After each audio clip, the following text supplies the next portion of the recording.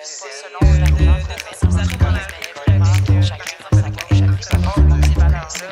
Et t'as pas se rappeler, il y a quelques années, dans le secteur de Montréal, il y avait eu beaucoup de fumée pour un incendie qui était dans le secteur des Chichas.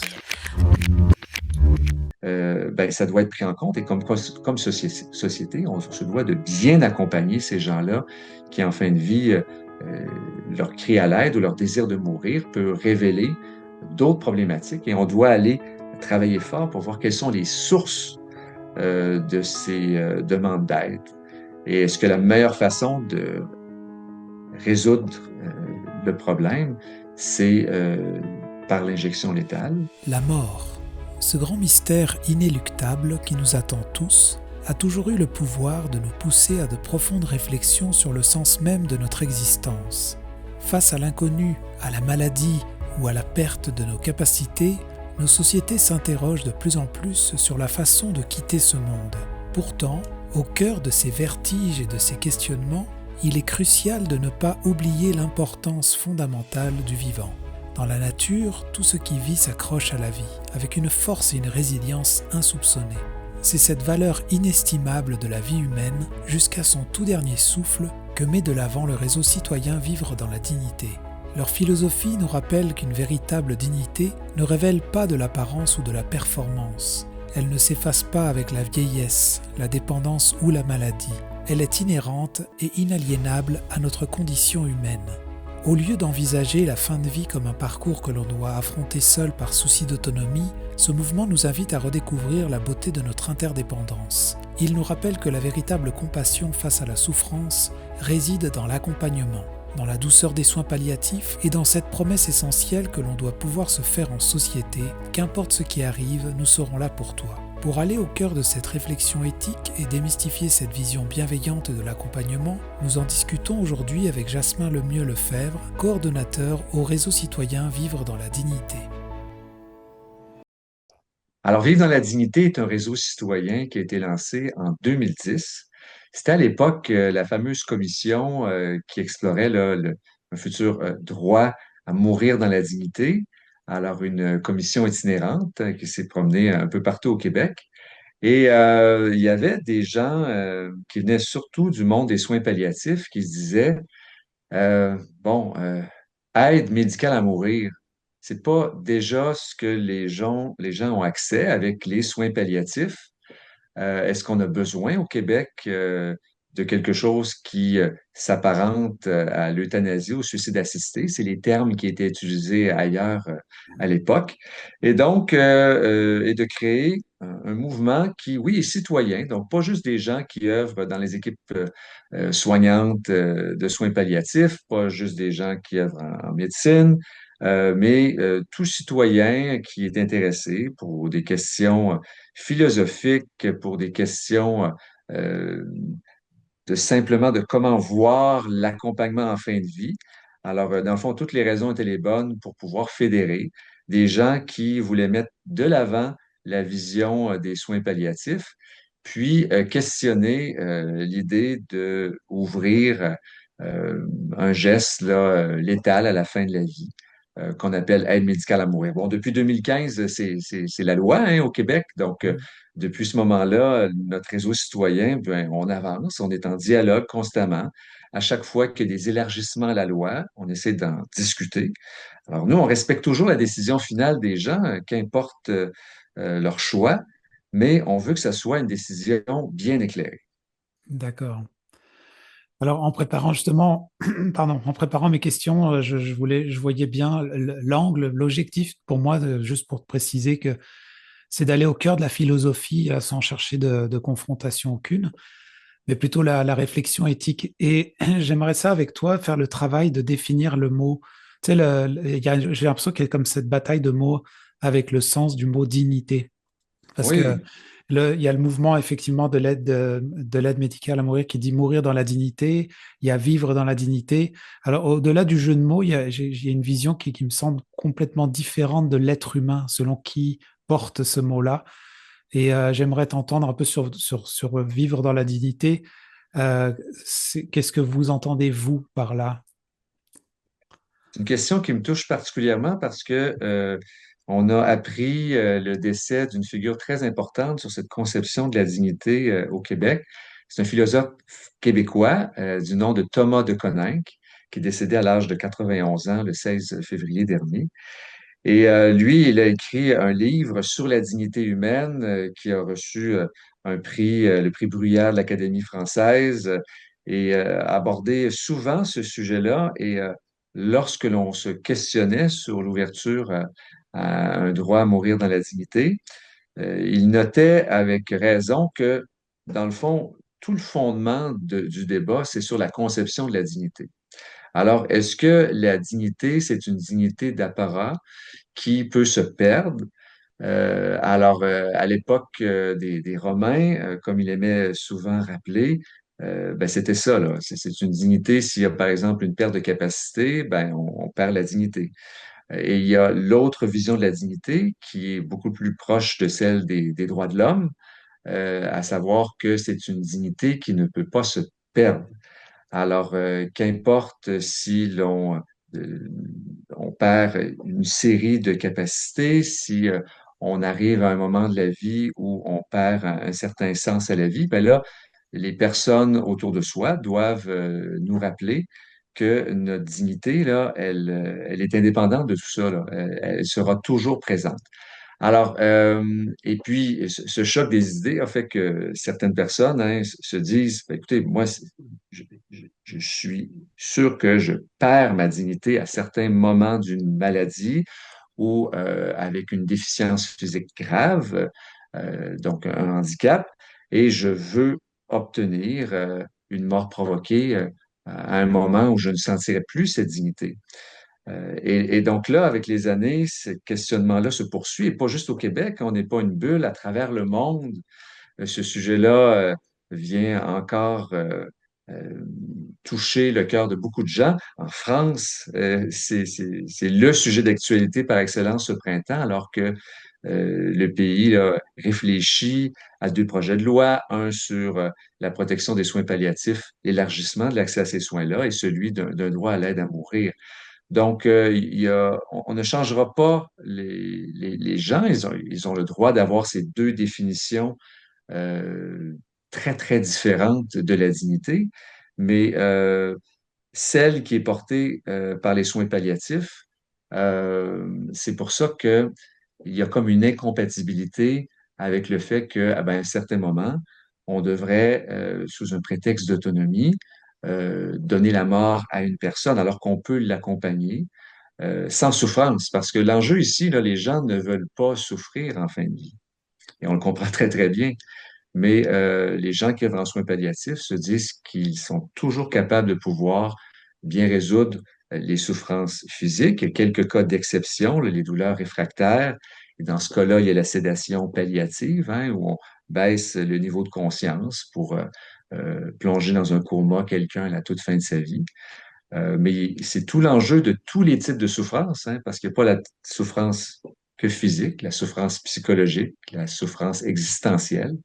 Et qu'est-ce qu'on fait comme nation, qu'est-ce qu'on fait au Québec pour pouvoir bien accompagner les gens à travers tous ces types de souffrances? Intéressant.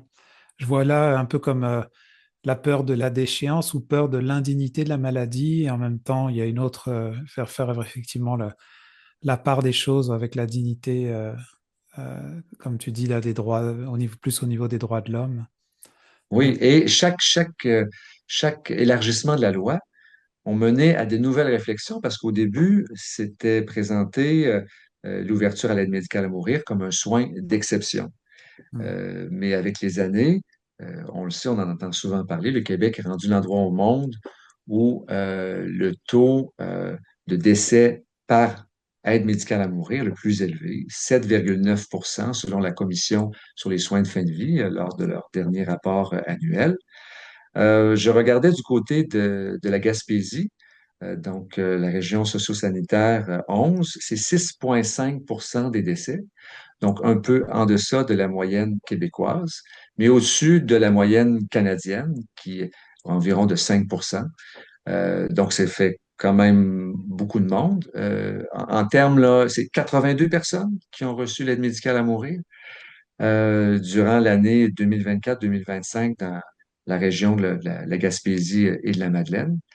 J'aimerais vous donner des statistiques sur les soins palliatifs, mais malheureusement, la Commission peine à avoir ces statistiques.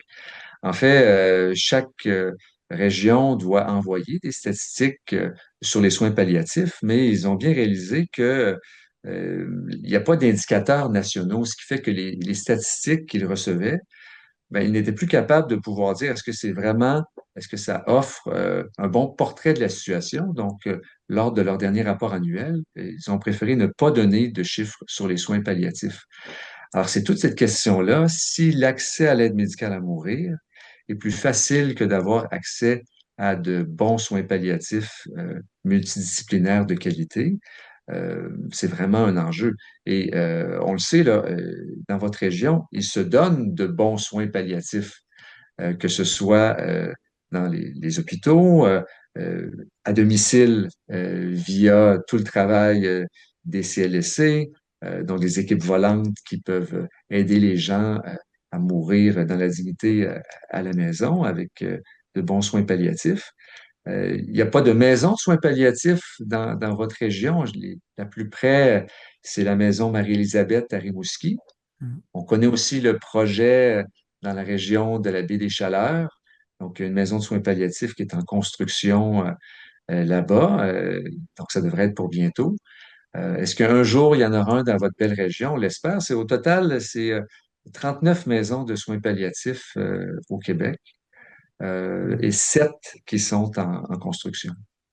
C'est un peu, j'ai cette image un peu comme la poule et l'œuf, là. On se demande qui est venu en premier. Est-ce que c'est parce qu'il y a une dégradation, ou j'entends souvent ça, une dégradation des soins de santé, puis on connaît un peu toute la problématique qui se passe autour de ça dans le système de santé au Québec, qu'il y a une montée, que ce soin exceptionnel de dernier recours est devenu presque banalisé, versus, ou alors c'est quelque chose qui est un peu nouveau au niveau international, puis ça devient un peu comme quelque chose à explorer, mais la question serait, où est-ce qu'on s'en va avec ça? Ça serait quoi la finalité de ça? Parce que là, on n'en est qu'au début, j'imagine, de quelque chose. Alors, comment vous voyez ça dans vivre dans la Alors, dignité? d'un, il n'y a pas de réponse facile. Il y a beaucoup de variables qui peuvent expliquer le tout.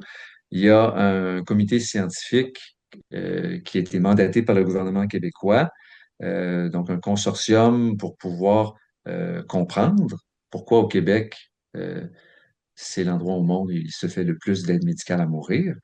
Donc, est-ce qu'il y a un élément de cause à effet direct versus la difficulté à obtenir certains soins? En tout cas, il y a une chose est sûre, c'est qu'il y a une crainte de ne pas avoir des soins adéquats en fin de vie et de se dire, devant cette crainte-là, préférer la formule qui est absolument sans surprise, où on choisit le moment, l'heure, et on reçoit une injection létale et c'est terminé. Et je dois dire que les personnes qui œuvrent pour pouvoir aider les gens qui ont choisi ce profil-là, ils le font avec tout le professionnalisme possible et ils le font avec, ils sont convaincus que c'est la bonne manière de procéder dans certaines situations. Nous, ce que l'on dit, c'est que il y a toujours une option d'accompagnement autre que l'aide médicale à mourir qui est possible et qui n'abrège pas la vie. Parce que ce que l'on voit, c'est que, bon, avec les années, au début, c'était uniquement les personnes qui sont en fin de vie, donc quelques semaines, quelques mois à vivre. Depuis 2020 au Québec, le critère de fin de vie est tombé. Et donc, maintenant, il suffit que d'avoir 18 ans et si on a une maladie grave et incurable, déclin avancé, ou une déficience physique, donc handicap, ben et si on juge qu'on a des souffrances insupportables que l'on ne peut pas apaiser, ben on peut demander l'aide médicale à mourir. Et donc, ce qui fait que même si il y a moins de ces cas-là, beaucoup moins que les gens qui décident de mourir à la toute fin de leur vie, donc les cas terminaux, ça devient vraiment un questionnement parce que le Québec est le champion au Canada pour ce qu'on appelle les cas de voie 2. Donc, les gens qui décèdent alors que la mort naturelle n'est pas raisonnablement prévisible. C'est 62% de tous les cas au pays qui viennent du Québec, alors que, bon, c'est autour de 23% et la population du Québec. Alors, pourquoi il y a tant de gens qui ne sont pas en fin de vie, puis qui vont choisir cette voie de l'injection plutôt que de se dire que je vais choisir l'accompagnement, de recevoir les bons soins. Ils doivent être toujours disponibles, mais je le sens qu'il y a une crainte parmi plusieurs de se dire, ben moi là, je suis fatigué de me battre, je vois toutes les méandres pour pouvoir obtenir les soins auxquels j'ai droit, alors je vais préférer l'aide médicale à mourir. Alors c'est une piste parmi plusieurs qu'il faut continuer d'explorer. Puis moi, je me réjouis que au Québec, là, on ait fait le choix de fouiller bien les choses pour comprendre euh, ce, ce volume important quand on compare à d'autres juridictions au Canada et un peu partout autour de la planète. Ce que je comprends, c'est que ça serait un peu le reflet, ce qu'on est en train de vivre là, c'est un reflet de notre société qui n'est peut-être pas que dû à une cause d'un système de santé, mais peut-être un ensemble de la société elle-même, dans le fond. Oui, et il y a une notion aussi de la liberté. Alors, on peut bien comprendre que pour beaucoup de personnes où le principe d'autonomie, de liberté est bien important, on se dit, ben, de façon naturelle, l'aide médicale à mourir là, se présente comme une espèce là, de voie idéalisée pour terminer sa vie. D'ailleurs, si on regarde les sondages présentement, ça tourne autour, il y a eu quelques sondages qui ont été faits dernièrement 65-69% de la population de plus de 55 ans qui pense que c'est la mort idéale, l'aide médicale à mourir. Alors que, bon, il y a beaucoup plus de communication autour de l'aide médicale à mourir que les soins palliatifs. Il y a une méconnaissance de ce que sont les soins palliatifs qui touchent toutes les variables de la souffrance, hein, donc l'aspect physique, psychologique, social, donc aider les proches aidants, les familles, et toute la question existentielle aussi, que ce soit d'ordre religieux, d'ordre spirituel, de sens à la vie, toutes ces questions-là, on se doit de les poser. Et dans le dialogue thérapeutique des soignants avec les patients qui arrivent souvent avec des idées préconçues en se disant, ben moi, je me suis déjà formé l'idée là, que la meilleure façon de mourir, c'est celle de l'aide médicale à mourir. Alors, c'est beaucoup plus difficile qu'avant de pouvoir réfléchir ensemble. Eh ben, est-ce que vous avez vraiment bien exploré toutes les voies possibles? Voici là, comment on peut vous accompagner en soins palliatifs dans la durée. Évidemment, on souhaite toujours que ce soit le plus en amont possible pour que les gens aient déjà une bonne expérience de ce que c'est les soins palliatifs pour pouvoir prendre un choix vraiment éclairé. C'est tout ce défi de respecter cette liberté, mais en même temps, voir est-ce qu'elle est éclairée, est-ce que l'on comprenne euh, toutes les possibilités, tout le domaine des possibles, qui permet de ne pas pouvoir abréger la vie. Et les gens qui œuvrent en soins palliatifs nous le rappellent constamment, à quel point dans les derniers jours de la vie, il y a des choses extraordinaires qui peuvent se poser, qui peuvent se passer, pardon. Et donc, lorsqu'on choisit de l'interrompre, au début, c'était quelques journées avant, ça arrive encore, quelques mois avant, mais là maintenant, c'est quelques années avant, lorsqu'il est question de la voie 2 de l'aide médicale à mourir pour les personnes qui ne sont pas en fin de vie. Alors, on se prive de beaucoup de choses et cette espèce de monde des possibles où il y a tellement d'équipes de bénévoles, il y a tellement de personnes autour. Alors, je comprends que la solitude, c'est un élément qui est cité dans beaucoup de demandes d'aide médicale à mourir. Évidemment, on ne peut pas recevoir l'aide médicale à mourir strictement parce que on se dit qu'on peut être un fardeau auprès de nos proches et que l'on vit de la solitude, mais c'est cité dans près de 50% des cas ben, ça doit être pris en compte. Et comme société, on se doit de bien accompagner ces gens-là qui, en fin de vie, leur cri à l'aide ou leur désir de mourir peut révéler d'autres problématiques et on doit aller travailler fort pour voir quelles sont les sources de ces demandes d'aide. Et est-ce que la meilleure façon de résoudre le problème, c'est par l'injection létale ou d'aller trouver d'autres façons de bien accompagner la personne pour qu'elle puisse vivre pleinement sa vie. Et je le dis, n'ayons pas peur de la mort naturelle. La plupart, il faut se le rappeler, là, la plupart des fins de vie se font paisiblement, bien accompagnées. On a souvent des images à la Hollywood de fin de vie plus difficiles. Alors, elles existent, il faut pas les, faut être lucide, puis, et c'est pour ça qu'il faut avoir des équipes bien formées pour pouvoir accompagner les personnes, même dans les situations minoritaires où là, il va y avoir besoin d'un suivi avec les médicaments et avec toute la panoplie d'accompagnement des personnes euh, pour pouvoir vivre l'expérience complète des soins palliatifs. Oui, parce que je voyais en faisant un peu mes recherches que ça va vite quand même, parce que je sais qu'en 10 ans, le Québec est devenu pionnier, comme tu disais tout à l'heure, ça a dépassé les Pays-Bas qui étaient eux un peu, ils ont initié tout ça.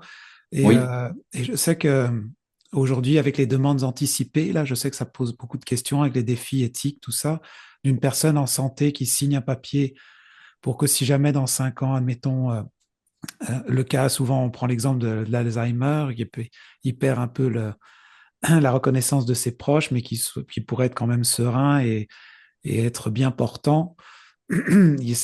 On est au-delà d'un exemple un peu plus émotif avec une souffrance profonde qui est incurable, par exemple. Et je voyais là un peu comme le refus, bah, tu l'as dit tantôt, là, de la mort, mais de faire face peut-être à la mort, mais aussi le refus de la vieillesse. Je ne sais pas comment tu le vois, toi, mais c'est pour ça que je disais tout à l'heure jusqu'où on s'en va avec ça, parce que les portes ont l'air de s'ouvrir de plus en plus larges, et ce qui amène à banaliser quelque chose, un peu comme si on rejetait un peu une certaine forme de vieillesse, un petit peu, j'ai l'impression. oui, la peur de vieillir, ça existe depuis le début de l'humanité. Ouais. Alors, c'est sûr que si on se dit que voici à un certain moment, puis la question des demandes anticipées, là, je pense touche très bien le cœur du sujet. C'est dire que voici, là, à un certain moment, si je perds une série de capacités, ben, il vaut mieux mourir. Euh, si je ne reconnais pas certains proches, je suis pas capable de me laver seul. En fait, plusieurs éléments qui viennent avec la vieillesse. Là, on parle de gens qui doivent avoir un diagnostic pour faire une demande anticipée, donc Alzheimer, mais d'autres formes de troubles neurocognitifs majeurs.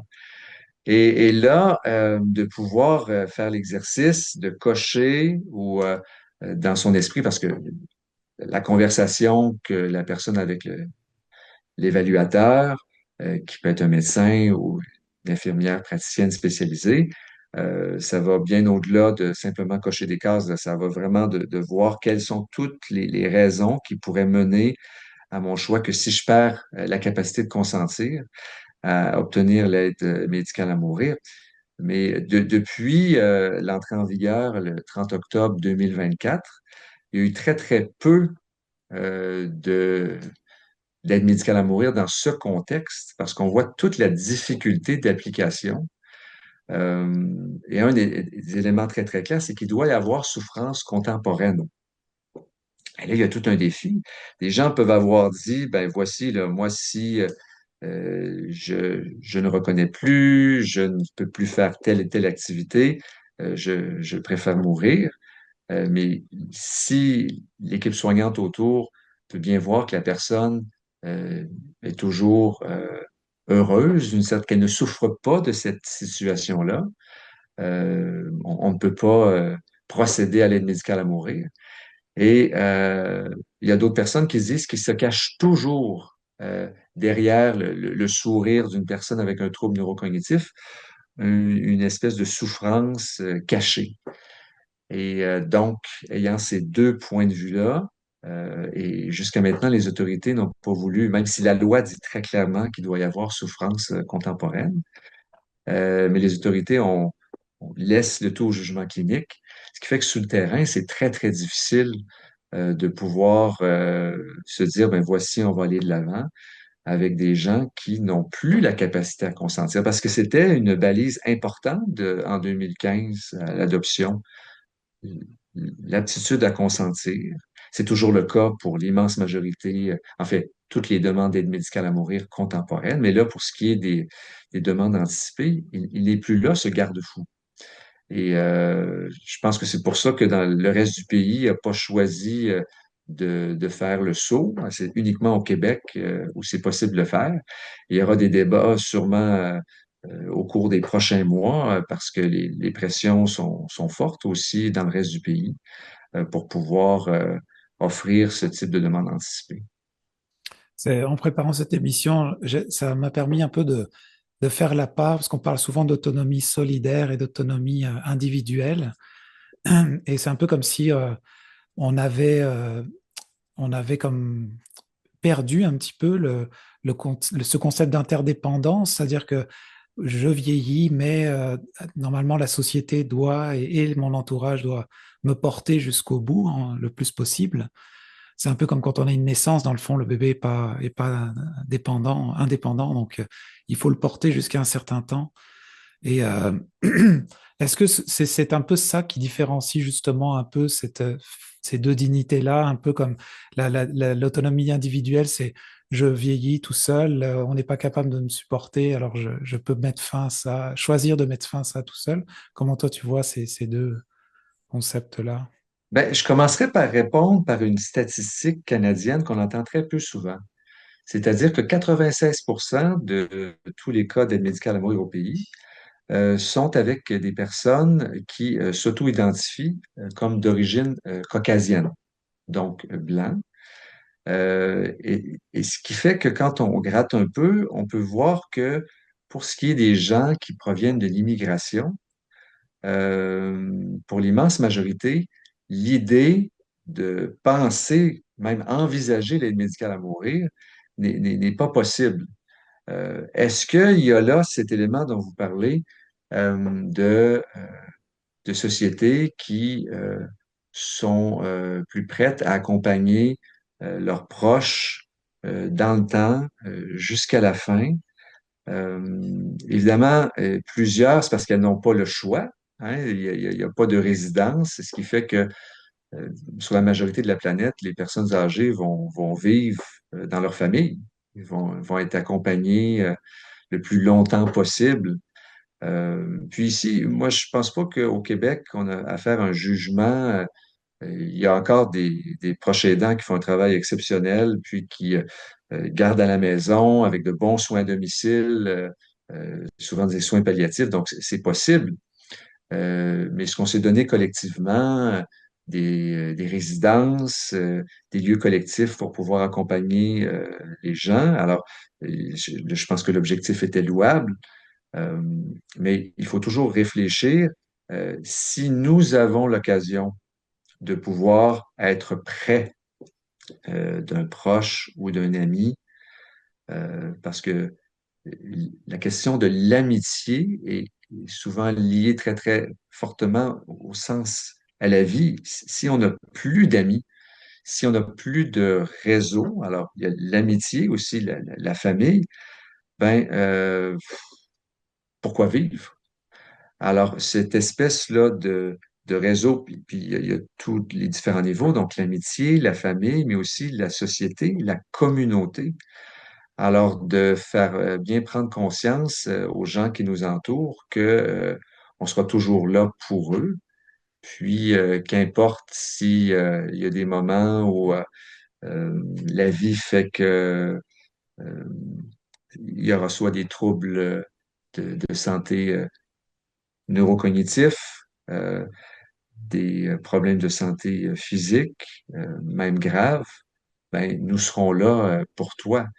Et ce message-là, je pense il doit partir du bas. Comme société, bien sûr, on regarde vers nos élus, nos décideurs, pour qu'ils puissent avoir des politiques qui aident. Puis je suis heureux de voir que la proche aidance est de plus en plus mise sur sur un piédestal, à savoir à quel point c'est important. On veut même, avec la nouvelle politique de soutien à domicile, pouvoir offrir un salaire à des proches aidants. Toute la façon dont ça va être, la politique est toute nouvelle, la façon dont ça va se décliner, on va le découvrir au cours des prochains mois. Mais voilà, ça part de nos petits groupes, famille, amis, pour inspirer par la suite nos décideurs. Alors j'aimerais qu'on conclue, parce que je sais qu'on peut en parler encore longtemps, mais j'aimerais retourner vers vivre dans la dignité. Pour les gens qui nous écoutent et puis pour ceux qui voudraient avoir plus, je sais pas, faire des recherches, plus d'informations. J'ai vu que vous aviez un site internet, mais est-ce que des gens peuvent vous contacter? Est-ce qu'il y a moyen de discuter avec vous? Est-ce que vous pouvez aiguiller des gens? Comment ça se passe? Oui, alors toutes nos ressources sont sur notre site internet vivredignité.org. Puis, évidemment, on reçoit toutes sortes de contacts. Il y a des gens qui vivent parfois des accompagnements plus difficiles. Alors, on essaye de pouvoir les mettre en contact avec des ressources sur le terrain. Alors, on est présent un peu partout au Québec pour pouvoir leur offrir de bonnes ressources. On accompagne aussi les gens qui vivent plus difficilement l'aide médicale à mourir d'un proche. Alors souvent, l'idée que l'on voit, c'est que euh, les familles, pour tout le monde, c'est une expérience qui a été vraiment très bien appréciée. Nous, on peut l'observer que c'est pas toujours le cas. Il y a des gens qui le vivent difficilement et ils doivent être accompagnés aussi. Et donc, on réfléchit, nous, beaucoup avec les décideurs, avec les journalistes, avec les gens sur le terrain. On participe aux colloques scientifiques, on participe aux différents congrès, mais notre lien premier et je pense, notre plus beau cadeau, c'est d'avoir des gens qui nous relaient ce qu'ils vivent avec leurs proches pour pouvoir bien alimenter nos ressources à venir. Alors, on souhaite encourager les gens à choisir les soins palliatifs, toujours librement, et c'est en créant des outils avec le commentaire de gens qui viennent soit du monde urbain, du monde rural, moi, ce que je dirais, c'est que les gens qui n'ont pas de maison de soins palliatifs ou d'unité de soins palliatifs à proximité, la loi concernant les soins de fin de vie vous donne aussi le droit de recevoir des soins de palliatifs de qualité. Donc, que ce soit par les équipes volantes qui peuvent se déplacer, euh, le fameux soin à domicile dont je vous parlais, et puis le bon travail qui se fait CLSC et dans les hôpitaux, je pense qu'il y a moyen de pouvoir poursuivre ce travail avec plein d'espérance et d'accompagner les gens où ils sont, sans les juger. Je pense que la clé, c'est toujours l'amour et le respect des gens parce que ces enjeux de fin de vie-là, ce n'est pas facile. Mais à cause de la qualité des personnes qui œuvrent, notamment en soins palliatifs, je suis très confiant pour l'avenir. Merci beaucoup, Jasmin, pour ton temps. Merci, ça se fait vraiment plaisir.